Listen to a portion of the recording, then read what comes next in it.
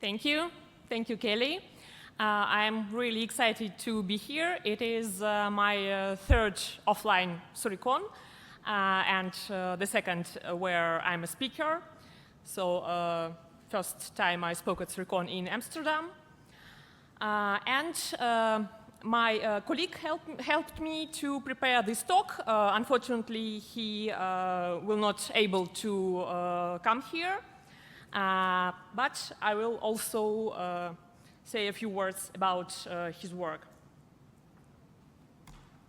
And a few words about us.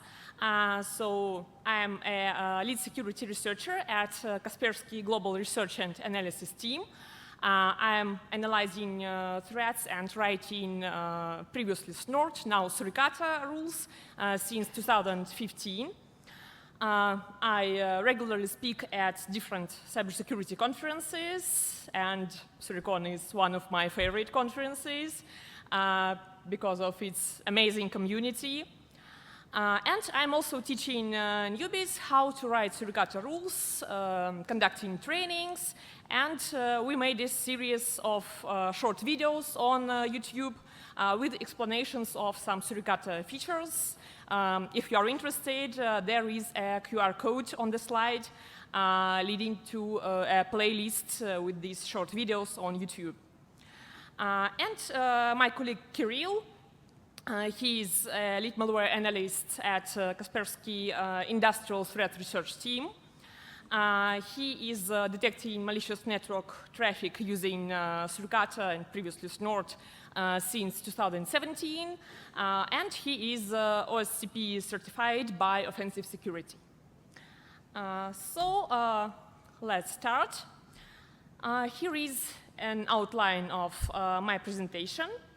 I'll begin by introducing the concept of CVEs, common vulnerabilities and exposures. While I expect that most people in the audience are already familiar with this term, I'll provide a brief overview to ensure that everyone is on the same page. I will move into some statistics that we've gathered from our clients. These data will help illustrate the real-world impact of CVEs on various organizations and highlight some patterns in vulnerability exploitation. I will share information about the frequency of CVE occurrences in client networks and the types of CVEs that are most commonly encountered. And the core of my presentation will focus on specific CVEs that are most popular among our clients, those that attackers use most frequently in real-world scenarios. I will go over a selection of these commonly exploited vulnerabilities, explaining their technical details and how attackers typically use them.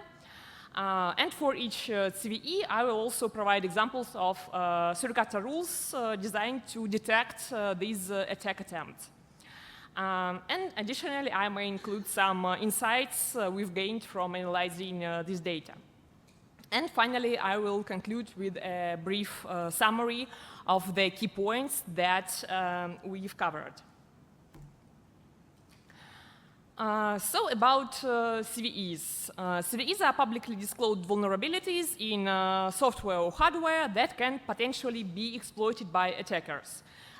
Each CVE is assigned a unique identifier, CVE ID, and includes a description of the vulnerability, its potential impact, and information on how to mitigate or patch it. When a new vulnerability is discovered, security researchers and organizations can look up the CVE in a public database, like the National Vulnerability Database, to learn more about the issue and determine how to address it. Every quarter, several thousand vulnerabilities in various software are discovered and publicly disclosed. And many of these vulnerabilities are network vulnerabilities. Many of them are publicly disclosed after some time, providing technical details or even ready-made proofs of concept. And for network security professionals, detecting CVEs in network traffic is critical because it enables them to identify malicious exploitation attempts in real time before they can cause significant damage. To calculate our statistics, we relied on data collected from clients using our anti-targeted attack platform across the globe. This data came from hundreds of active SuriCata sensors deployed in the infrastructure of clients.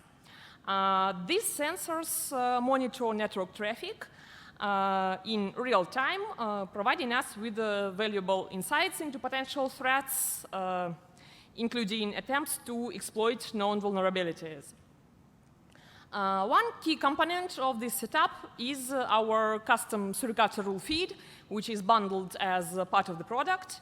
This default rule set comprises approximately 6,000 SuriCata rules maintained to detect a wide array of attack patterns and exploits.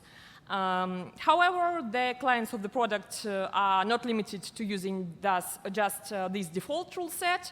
They have the flexibility to extend its capabilities by adding additional rule feeds, creating custom rules, or modifying the existing rules to better suit their unique infrastructure.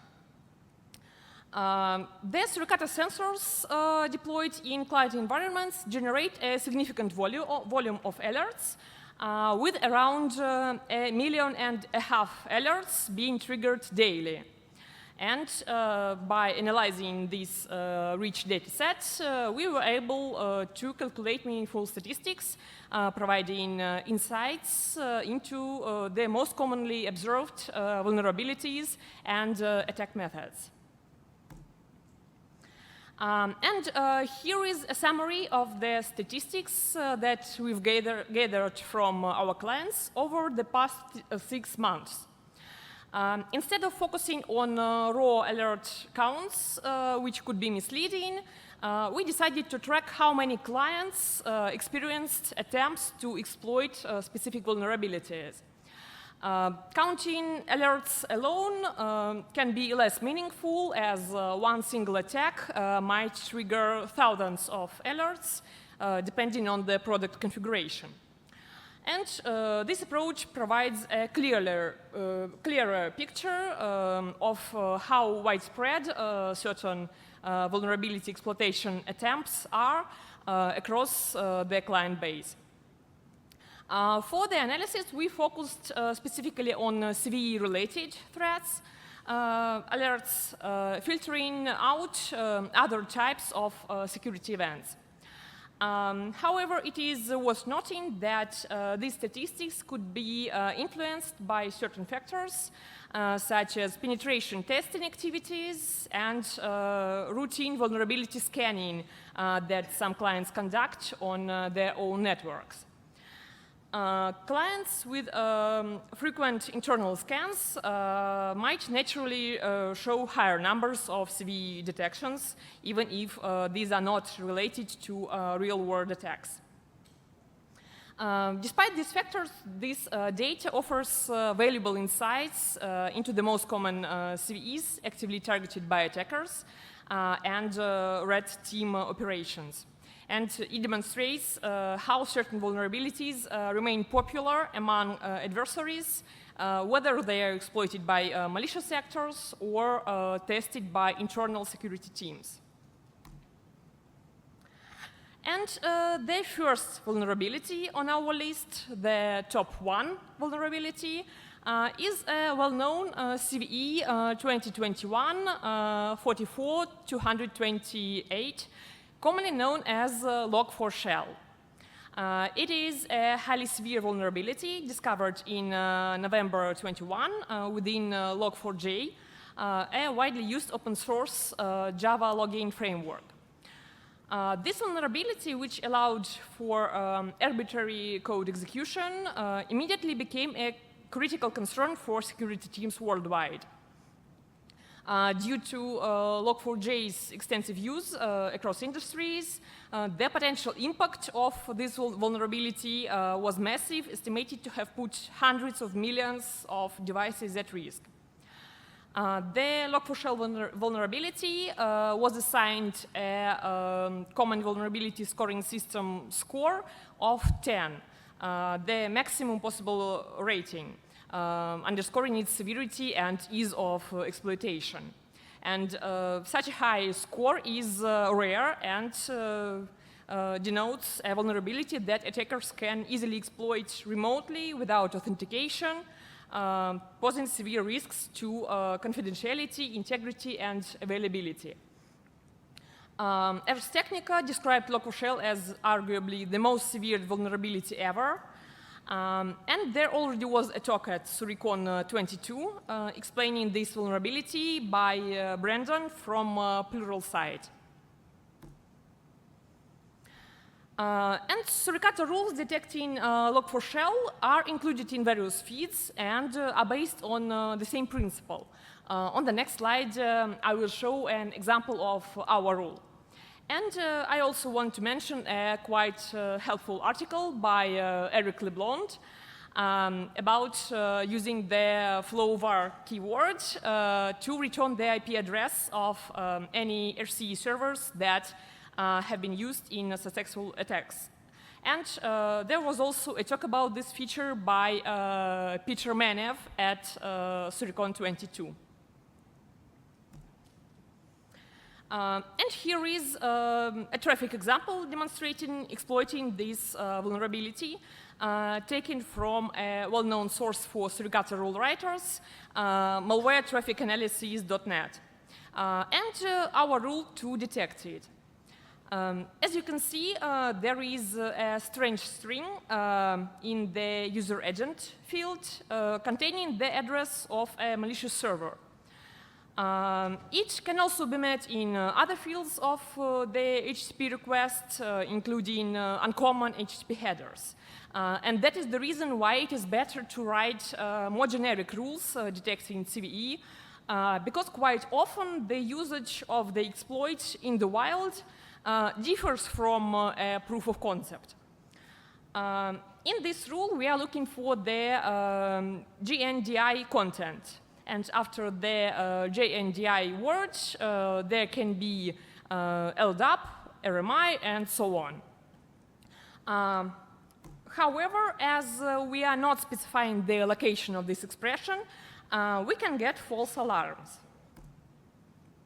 And here are some fixes that were added to the rule after some time, as the original rule could alert on, for example, an article describing this vulnerability, or even a downloaded Suricata rules file containing the same rule.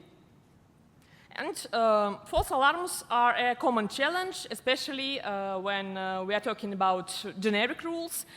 So such rules should be regularly tuned and updated. Let's move to the next vulnerability. CVE 2022-26134 is a critical authenticated remote code execution RCE vulnerability in Atlassian Confluence server and Confluence data center. It was identified as a serious security flaw because it allows attackers to execute arbitrary code remotely on effective systems without needing valid credentials, making it a highly dangerous exploit for organizations relying on these Atlassian products. The vulnerability is an object graph navigation language injection issue. OGNL is a framework used in Java for processing expressions, and improperly handling these expressions can allow attackers to manipulate and inject malicious code. Attackers exploit this vulnerability by crafting malicious payloads and placing them directly in the URI of an HTTP request. The vulnerable Confluence application parses these requests, allowing the injection payload to be executed. And this leads to arbitrary code execution with the permissions of the Confluence server. And originally, it was a 0-day exploited in the wild. The vulnerability was first brought to light in June 22, and Atlassian promptly issued advisories and patches to address this issue. Despite this, many systems remained unpatched for extended periods, making them vulnerable to exploitation. And this vulnerability received a CVSS critical score. And here is an example of exploiting this vulnerability using a proof of concept published on GitHub. The OGNL payload is placed in the URI of an HTTP request, and any type of HTTP method appears to work, whether it is valid, like get, post, put, etc., or invalid. And here is an example of a rule to detect this traffic. And we do not specify HTTP method here, as I already said, any method can be used by attackers. And we look for specific expressions in the URI. This rule is not very complicated, however, quite good at detecting such exploitation attempts. Let's move to the next vulnerability in our top list. CVE 2017-5638. It is actually quite an old vulnerability.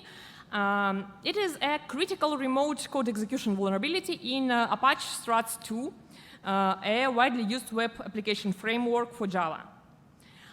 This vulnerability, disclosed in March 2017, allowed attackers to execute arbitrary commands on a server simply by sending a specially crafted HTTP request as well.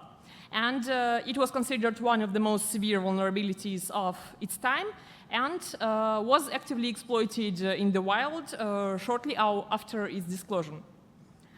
And the root cause of the vulnerability is improper input validation within the Jakarta multipart parser in Apache Struts 2.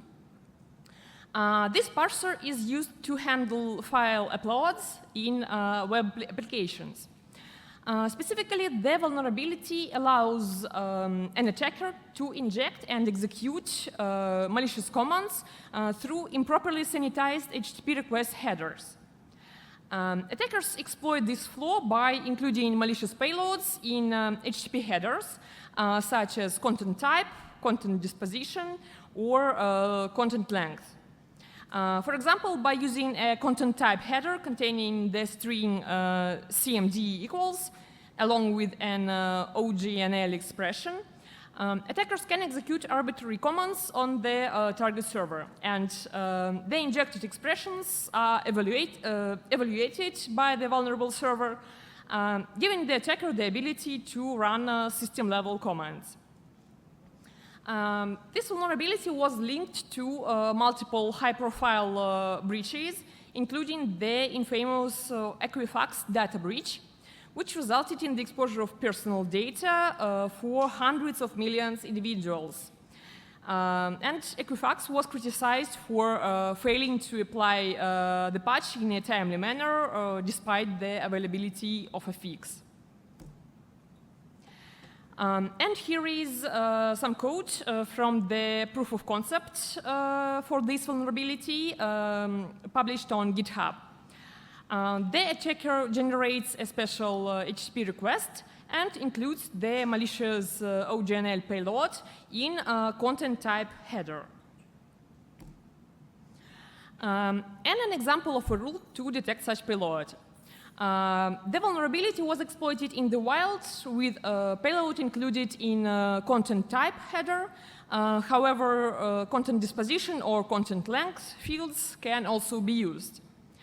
We took common parts of malicious code and we are looking for them inside the HTTP header.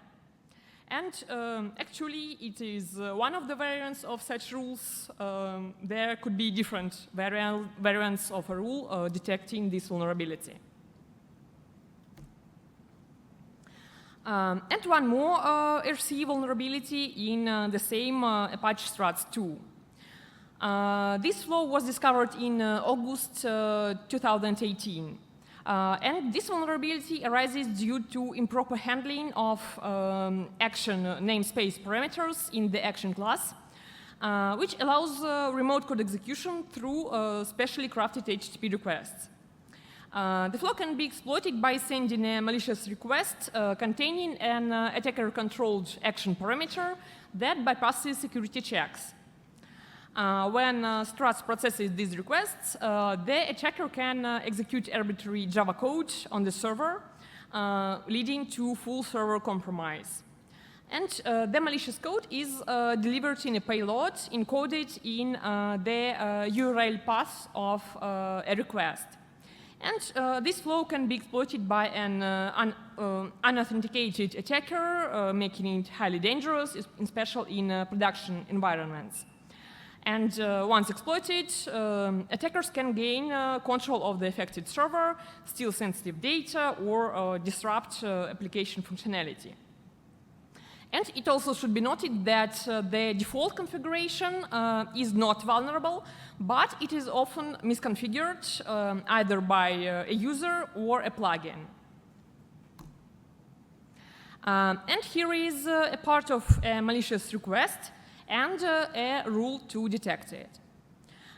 We look for specific words in the HTTP URI, such as member access, and also the URI should end with .action.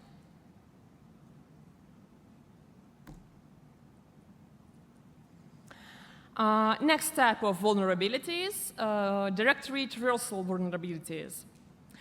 Let's begin with CVE 2023 40924. It is a directory traversal vulnerability found in the SolarView Compact software. This flaw allows unauthorized users to access restricted directories and files on the server bypassing intended access controls. This vulnerability was disclosed in September 23 and received a high CVSS score. The issue lies in the directory traversal flaw, which allows attackers to manipulate file paths by injecting // sequences or their encoded variations into the requests. And this enables access to files and directories outside of the intended restricted locations. An attacker sends an HTTP request to the server with a maliciously crafted path containing these directory traversal characters. And if the input is not properly sanitized, the server processes these paths and returns files outside the intended directory scope. And using this approach, attackers can access sensitive configuration files, system logs, or other critical data stored on the device. Here is a rule detecting such exploitation attempts. Here we are just looking for the content file equals and directory traversal characters in the HTTP URI. And in fact, this simple rule can catch attempts to exploit such vulnerability not only in this software, but in others as well, as directory traversal is a classic technique used by attackers.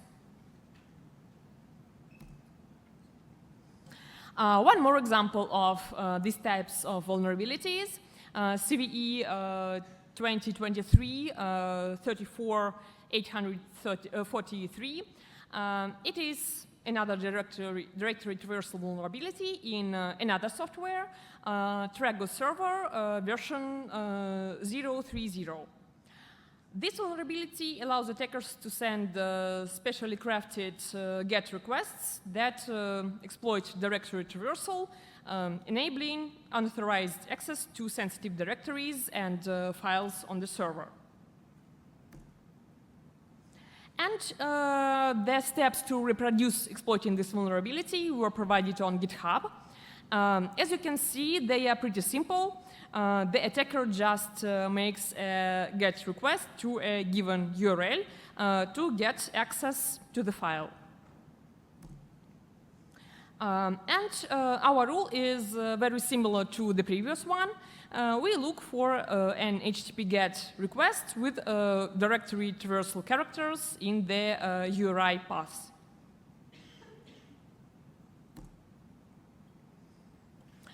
The next vulnerability, still quite popular among attackers despite it is rather old, is CVE 2017-9841.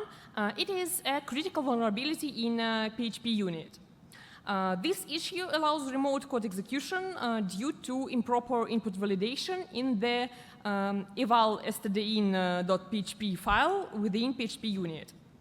The attackers can exploit this vulnerability by sending maliciously crafted requests to vulnerable PHP unit installations and potentially gaining full control of the server where the application is hosted, leading to significant consequences as PHP unit is commonly installed in web-accessible directories for testing purposes, but is sometimes left accessible in production environments.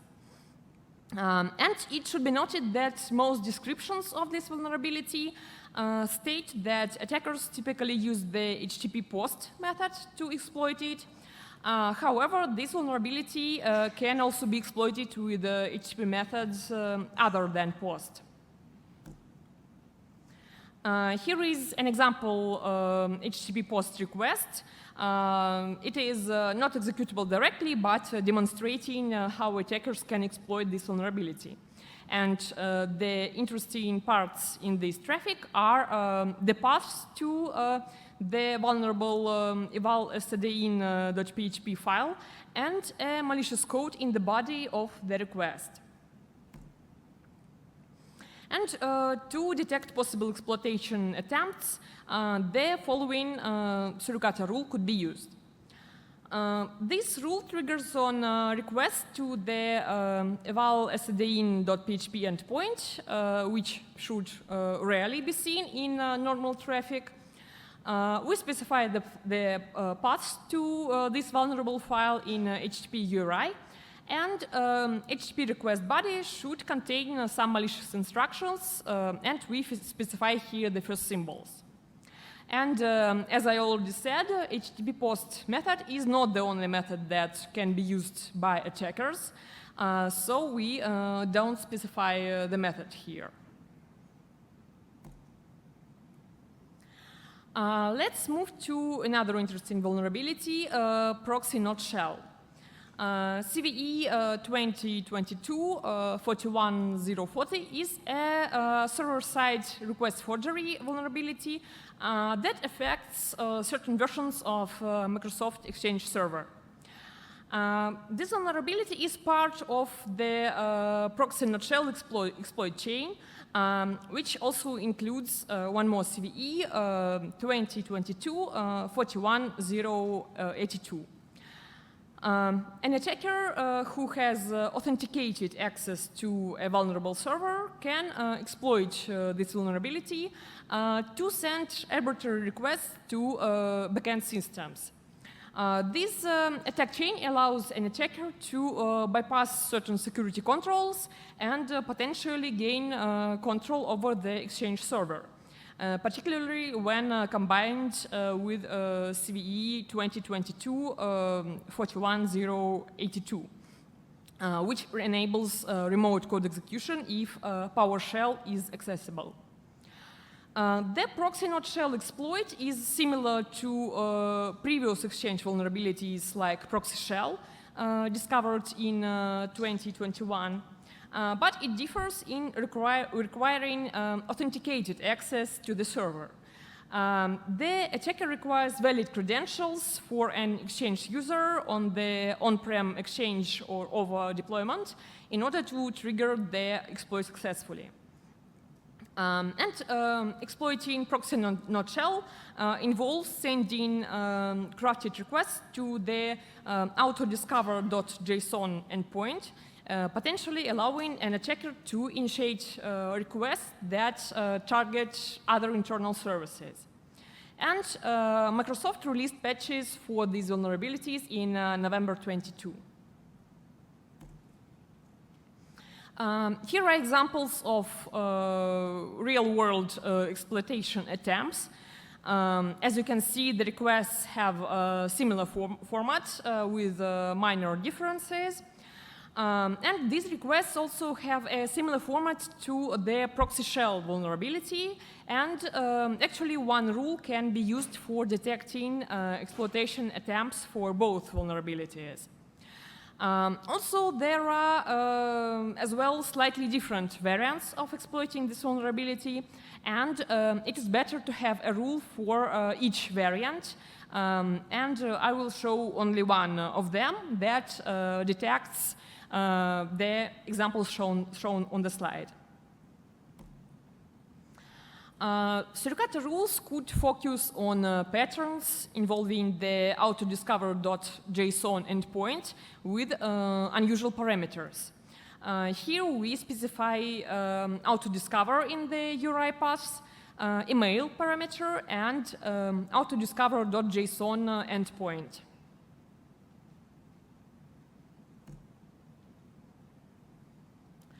The next vulnerability, CVE-2021-35-394, is a critical remote code execution vulnerability identified in the Realtek Jungle SDK versions 2 and later, which is used by numerous manufacturers to develop firmware for IoT devices, such as routers, Wi-Fi extenders, and smart home devices. And this vulnerability impacts nearly 190 models of devices produced by 66 different manufacturers, making the scope of this vulnerability exceptionally broad. This vulnerability resides in the UDP server component of the SDK, which fails to validate user input properly. Exploiting this flaw allows an attacker to execute arbitrary commands on the affected device, enabling unauthorized control. The attacker sends maliciously crafted UDP packets to the vulnerable device. And through the exploitation of this vulnerability, malware samples were delivered to vulnerable IoT devices. Most of the malware samples were from well-known IoT malware families like Mirai or Mozi. And here is an example of a rule for these maliciously crafted UDP packets. These packets begin with 4 symbols, ORF and semicolon. And in order to make the rule more precise and avoid false alarms, regular expressions for the injected command that goes after these first 4 symbols are added.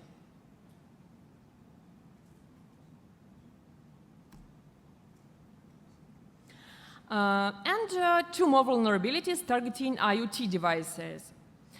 CVE 2024-3272 and CVE 2024-3273 are critical vulnerabilities identified in certain D-Link network-attached storage devices.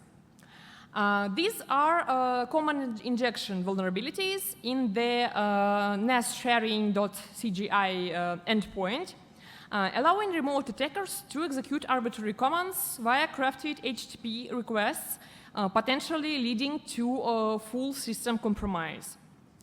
The affected devices have reached their end of life and end of support, meaning they no longer receive security updates or support from D-Link. And due to the lack of official patches, users are advised to retire and replace the affected devices with the supported models. And these vulnerabilities have been actively exploited. And attackers are targeting vulnerable IoT devices to incorporate them into IoT botnets like Mirai or Miori.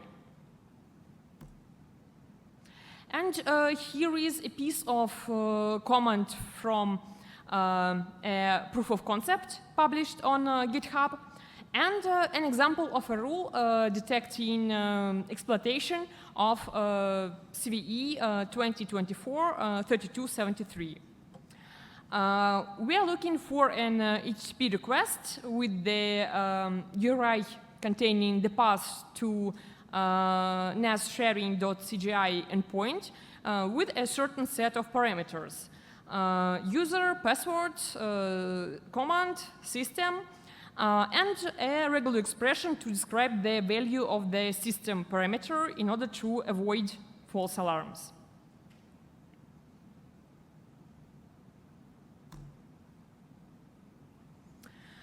So I hope you are not too sleepy after lunch. Let's summarize my talk. SuriCata is an essential tool in detecting CVE exploitation attempts within network traffic, helping organizations proactively protect their systems. And regularly updating these rules is critical, as new CVEs are continuously disclosed, and attackers often quickly adopt these vulnerabilities in their tactics. Many rule feeds provide updates on recently disclosed vulnerabilities, allowing security teams to stay ahead of potential threats. And by subscribing to the regularly updated feeds, organizations can ensure they are equipped to detect the latest CVE-related threats as soon as rules become available. And even older CVEs remain relevant, as our statistics shows. Attackers frequently exploit vulnerabilities that have been known for years, especially if they are prevalent in widely used but unpatched software. So this highlights the importance of keeping software updated to avoid becoming an easy target for attackers leveraging old vulnerabilities. And relying on updated rule feeds alone is not enough. Software and system patches should also be consistently applied to minimize exposure to these well-known threats.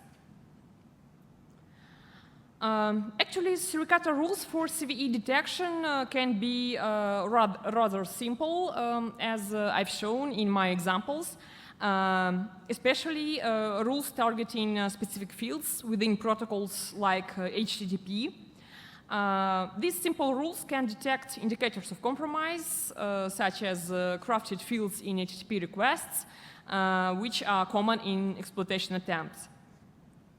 However, crafting effective and precise SuriCata rules typically requires a detailed understanding of the vulnerability, often obtained from official CVE descriptions or proof of concept exploits. And when using generic rules to detect such vulnerabilities, false positives are common. So it is necessary to refine rules or regularly update feed to maintain accuracy and relevancy. And regular rule adjustments and updates reduce noise and ensure that IDS provides useful and actionable alerts. Thank you. If you have questions, I will be glad to answer them.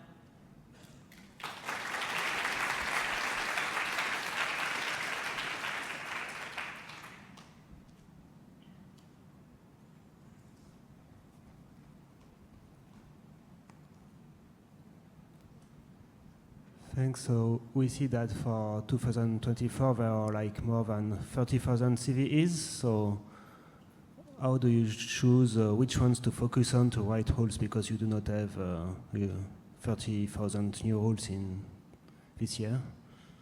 So how have I chosen these CVEs? No, not the ones.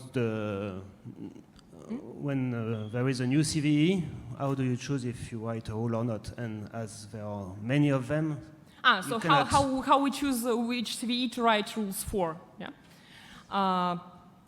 We are monitoring statistics from our clients. We are trying to, so we have a lot of silent generic rules that can catch some uncommon requests. We are constantly monitoring which exploits for which software are often used. We have a lot of silent generic rules, and we are monitoring the statistics to check if some of the new CVEs, if we have seen already something looking like this. So if we've seen in real-world traffic some attempts that look like these CVEs, so we decide to take a look at this CVE, like to read the full description and to try to create a precise rule, as the statistics shows that it is like popular now among attackers.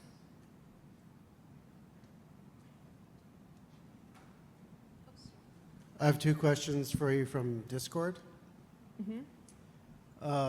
Have you done much work around detecting payloads that target JavaScript engine memory corruption vulnerabilities, such as type confusion vulnerabilities in V8? Sorry, again, which vulnerability? Have you done work to detect payloads that target JavaScript engine memory? I can't answer right now. Maybe let me after the talk. Okay. I will send the answer to Discord. Okay, and there's another one, Josh, who's online, who says your training is awesome. And have you had much success in creating signatures that detect successful exploitation of these vulnerabilities? So not only attempts but successful exploitations. Yeah. Yes, there are special rules detecting successful exploit attempts. However, they are like, we don't see them too much in our statistics because IDS is one of the components of our security solution, and usually if IDS haven't caught an attempt to exploit the vulnerability, then the other part of the security solution will block it at the next stage. So yes, there are rules to detect successful attacks, but they are actually rather rare among the clients. Okay, thank you. I do have a question. Yeah. Hi.